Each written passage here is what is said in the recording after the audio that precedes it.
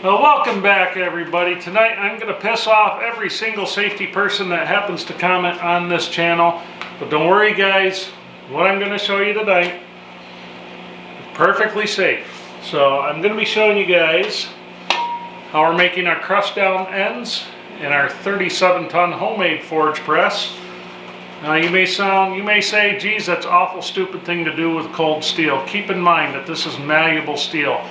It's very soft. It crushes very easy. It does not shatter like a hardened tool steel, anything like that. Do not press cold tool steel in your hydraulic press or your power hammer because it will explode and chances are you will catch it in the eye or somewhere else you don't want it. But believe me, this is perfectly safe. Otherwise, honestly, I wouldn't be doing it. But what we're working on tonight is trying to weld up the rest of the cage for the log arch so we can get going on our next timber frame project. Of course, you guys know I'm going to build 50 other things before I even get started. But that's okay. It's a long wait till spring until I could start cutting trees. Hopefully this winter a little bit, maybe. But so anyway, we're going to start by getting some pieces up through here. We want to get a couple angle pieces to connect that, give this a little more strength. Granted, like I said, this is 1 1/4 Schedule 80 pipe. This is only Schedule 41-inch pipe. But the way we're going to brace this up should make it pretty darn strong. We also have to get a couple pieces down here because I kind of want the back of the wheel protected from logs that might shoot forward. I don't want it coming through this cage and taking me off of the wheel or having something bad happen. So anyway, stay tuned. I hope you enjoy it. And I'll see you on the other side. Oh, I guess we're ready to do some burning.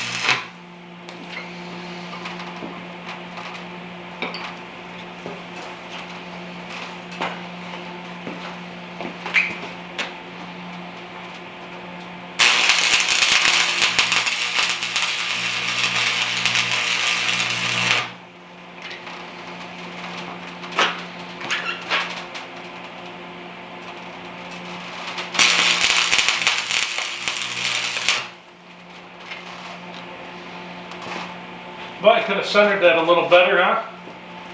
Well, by construction gone wrong. That's alright.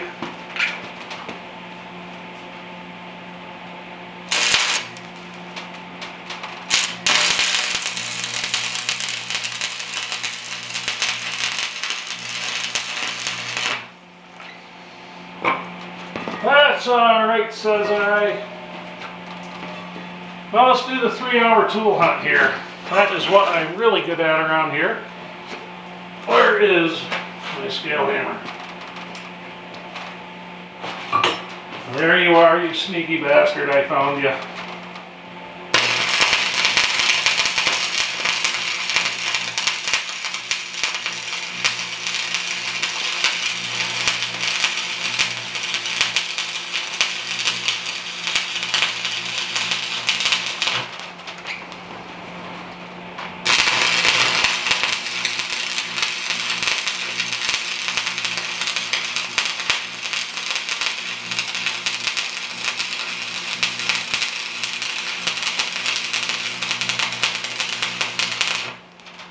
Funny, you guys have pretty well watched me learn how to weld on this channel. I've been faking it pretty good, but it is getting easier. Getting a lot easier. Alright, let's get some other pieces on this bitch. Okay, so some of you are going to think that this is just the ultimate in dumbassery. And maybe you're right, maybe you're wrong, who knows. But I crushed these pipe ends down in the press. Like I said, it's soft steel. It crushes down, it doesn't shatter. Now, one thing you do want to look out for if you're doing this, there is a pipe seam that runs all the way down through here. So I try to point it so that seam's up, because otherwise if you get it on the side it actually splits. But if you put it up, it actually stays pretty good. This is just the easiest way I found. I'm not good at cutting the fish mouth to fit everything together right. So this is my half-ass fabricating skills coming through. So I crush a lot of it down, get what I think I need. I have a mark on the press so I can line it up with that seam, push down on it, and away we go. Gonna get loud.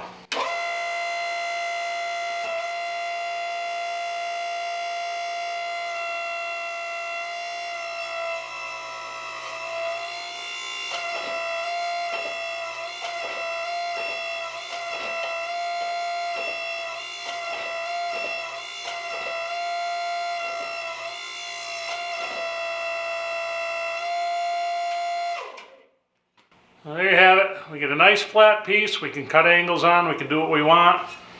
I get the other one and I kind of eyeball, try to get it right. Don't always achieve it, but I try to get it nice and level. Now let's see. I want this one a little longer because we got quite a bit to trim off of this piece.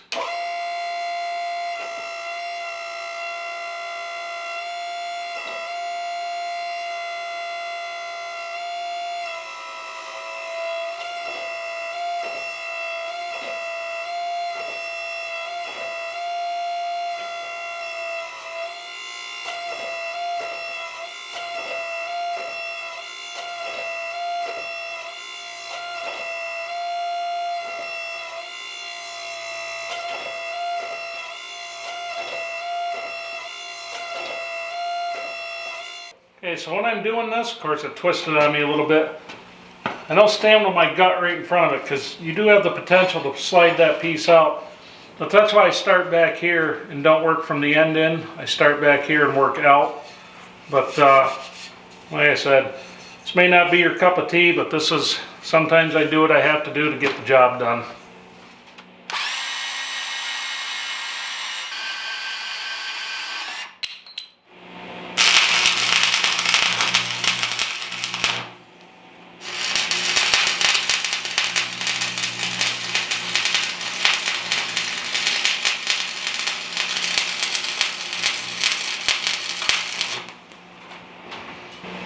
That's part of the job, is sniffing the spray paint fumes, right?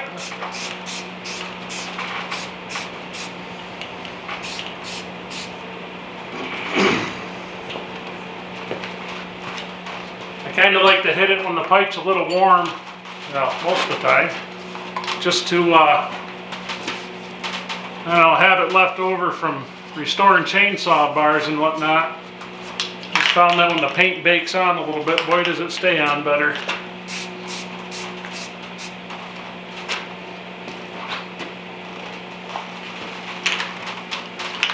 Not a damn word about respirators.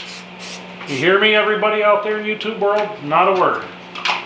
Not like I'm sitting painting this whole thing out in a closed-in building. Not a word. We have a piece that we got to put in here. If I could cut things straight, it'd be different. So this piece has to go in here. And what we're going to end up doing once I have it in place, I'm probably going to cut a couple notches in it. I know I should do it now, but I kind of just want to see it in there. I'll probably be eating my words later. But it's basically, once we have the log lifted with the winch that we're going to be mounting on this thing, we'll be able to hook it with a chain, kind of like the Iron Baltic log arch, which I really like that design. That's kind of a little bit what we're modeling here. But and this will also act like a gusset to help support this A-frame right here. So we'll see what happens.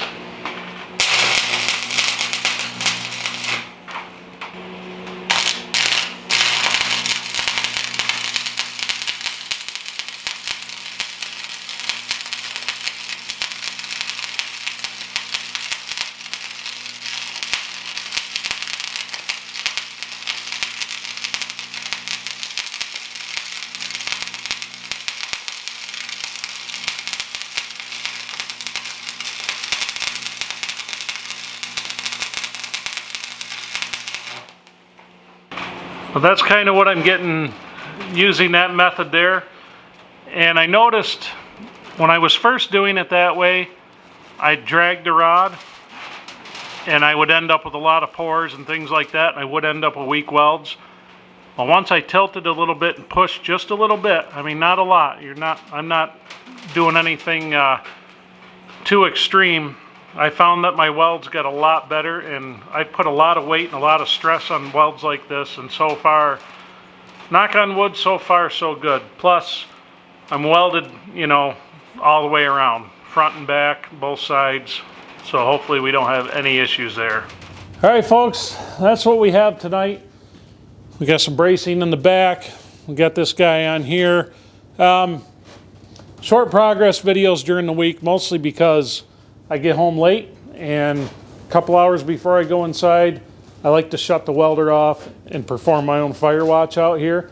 I'll shut the welder off, I'll sit out here for a couple hours, smell for smoke, look for anything.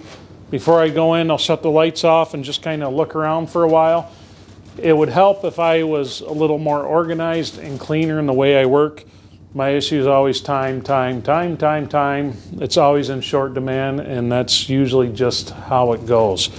So this guy right here, this is our structural piece that's going to keep this thing from kicking out, I hope. We will see. That's why we have such the big pipes. The idea here is our tires on this thing are going to go right below this A-frame. And what I'm hoping to happen, we'll see, I want the weight of the logs right over top of the tires. It's less stress. I don't want it so it's picking up the four-wheeler. I want all the weight of that log to be on this arch.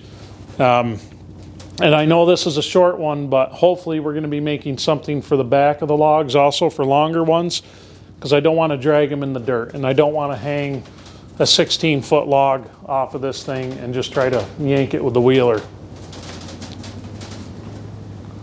Oh, he's checking my microphone batteries. So I've got to put the plate on here. We got to mount the winch. That'll probably be the next time out, I would imagine.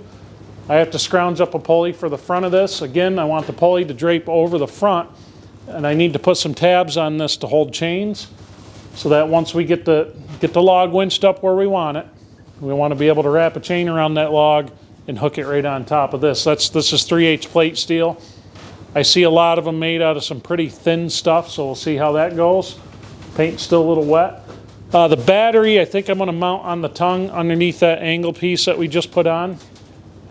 We'll see how that goes. If I do that, it will be mounted on a piece of probably 1/4-inch plate. Hopefully try to protect that battery from hitting stuff. We'll see. I do have a nice gel pack battery I scrounged. We'll see if it holds a charge. That's what we're going to use. And good viewer suggestion, really good. Run a set of wires to the wheeler to charge that battery while I'm running it around. So that was a great idea. Very good idea. We still have to put the hitch on it. I'm going with 1 7/8 because that's what the ball on the wheeler is. What else can I say, guys? I think that's pretty well it. I'm going to shut this camera out. I'm going to sweep up a little bit, look for fire, keep the fire extinguisher handy. I have one right there out of the camera, but we definitely try to keep that. Believe it or not, I do try to keep that kind of thing in mind. And as we work out here throughout the winter, you guys know how it is. I always end up tending to get things cleaned up towards the end of winter. We chip at it a little bit here, a little bit there. I'm starting to haul stuff to the dump, a lot of stuff to the dump. I've been hauling crap outside away, stuff left over from the build. It's time to get rid of all the shit that I accumulate. I'm just such a pack rat. I hoard building materials and metal. I'm just a wicked hoarder for stuff like that.